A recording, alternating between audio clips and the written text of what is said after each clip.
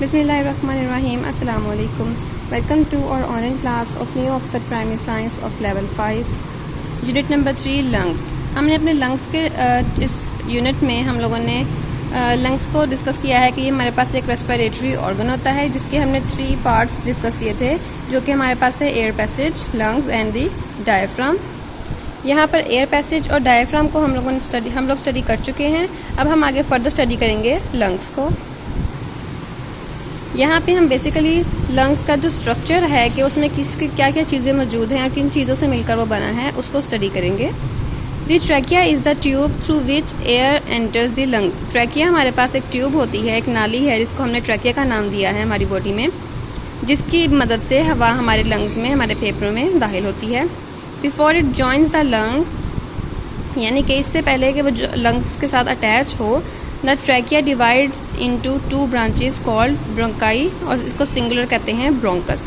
यानी कि लंग्स के साथ मिलने से पहले जो हमारी ट्रैकिया है, जो हमारी सांस की नाली होती है, वो आगे 2 शाखों में तकसीम हो जाती है जिनको हम लोग ब्रोंकाई कहते हैं। The left bronchus goes to the left lung and the right bronchus goes to the right lung. यानी कि जो हमारे पास ये ब्रोंकाई है, ब्रोंकाई मीन्स 2 शाखें, ठीक है। जब हम इन दोनों को अलग अलग नाम देंगे तो इसको हम कहते हैं ब्रोंकस। तो जो हमारे पास लेफ्ट वाला ब्रोंकस होता है वो हमारे लेफ्ट लंग के साथ और राइट वाला ब्रोंकस हमारे राइट लंग्स के साथ अटैच हो जाता है, ज्वाइन हो जाता है। In the lungs the bronchi further divided into smaller branches called bronchioles. अब आगे हमारे पास जो ब्रोंकाई हैं वो फर्दर डिवाइड हो जाते हैं छोटी छोटी और मजीद शाखों में, जिनको हम लोग ब्रोंक्यूल्स कहते हैं। पेज नंबर 13 पे यहाँ पे जो हमारी डायग्राम दी गई है, अब हम इसको इसके साथ साथ स्टडी करते हैं। सबसे पहले हमारे पास यहाँ से जो सांस की नाली है वो नीचे आ रही है और आके 2 शाखों में डिवाइड हो जाती है, जिनको हमने ब्रोंकाई का नाम दिया था। यानी कि ये ब्रोंकाई है और इसको सिंगल को इसको एक और इस दूसरी को हम कहेंगे ब्रोंकस, ठीक है। This is the right side bronchus and this is the left side bronchus, ठीक है। तो राइट साइड वाला ब्रोंकस राइट वाले लंग्स के अंदर चला जाता है और लेफ्ट साइड वाला ब्रोंकस लेफ्ट वाले लंग्स के अंदर चला जाता है। इसके बाद ये जो ब्रोंकस है ये आगे फर्दर बहुत सी शाखों में डिवाइड हो जाता है, जैसे कि आप ये देख रहे हैं कि ये ब्रोंकस आ रहा है और ये आगे फर्दर यहाँ पे डिवाइड हो गया है। तो ये जो डिवाइड होते हैं इनको हम लोग शाखों को कहते हैं ब्रोंक्यूल्स, ठीक है। At the end of bronchioles, there are small bag-like structures called air sacs or alveoli, which have thin, moist walls through which gases can pass. अब हमारे पास जो bronchioles हैं, इसके एंड पे हमारे पास छोटे छोटे बैग-like structures होते हैं, जिनको हम लोगों ने नाम दिया है alveoli का, ठीक है। air sacs हम इसको कहते हैं और इनको हम नाम देते हैं alveoli या air sacs, दोनों में से कुछ भी। अब ये एल्वियोलाई जो होती हैं ये बहुत पतली और ऐसी नम, मॉइस्ट वॉल्स का मतलब है कि थोड़ी थोड़ी गीली दीवारें जैसी होती हैं, जिनके ज़रिए गैसेज होती हैं वो आगे हमारी बॉडी में पास आउट होती हैं। The exchange of gases takes place in tiny blood vessels called capillaries which surround the alveoli. अब हमारे पास जो एल्वियोलाई हैं, जो छोटी छोटी हमने पढ़ा है बैग लाइक स्ट्रक्चर्स, ये मज़ीद कैपिलरीज के से घिरी होती हैं, यानी कि एल्वियोलाई के इर्द गिर्द कैपिलरीज मौजूद हैं और यही कैपिलरीज जो हैं ये हमें गैसेस के तबादले के लिए, यानी कि एक जगह से दूसरी जगह लेके जाने के लिए हेल्प करती हैं।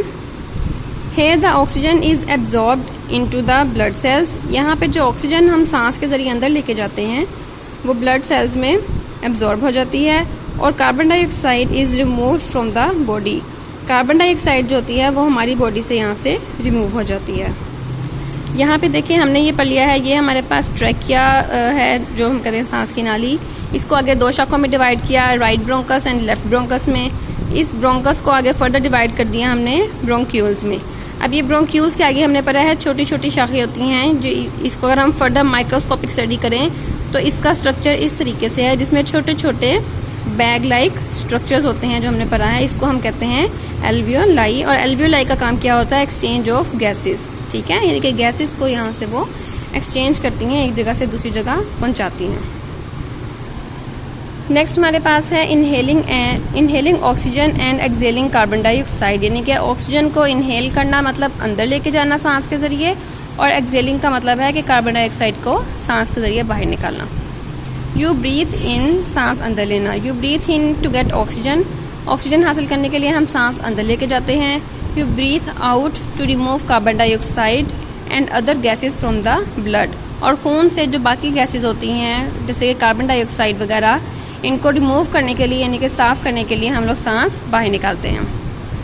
The air that you breathe in is called inhaled air, यानी कि अंदर लेके जाने वाली हवा कहते हैं हम इसको।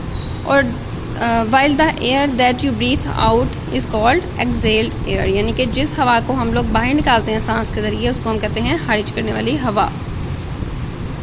यहाँ पे आपको डायग्राम दिखा दिया उन्होंने जिसमें वो इनहेलिंग और एक्सहेलिंग का प्रोसेस बता रहे हैं। इनहेलिंग मीन जो अंदर लेके जानी है हमने हवा, और एक्सहेलिंग मीन जो हमने हवा बाहर निकालनी है। The diaphragm pushes downward as the lungs expand.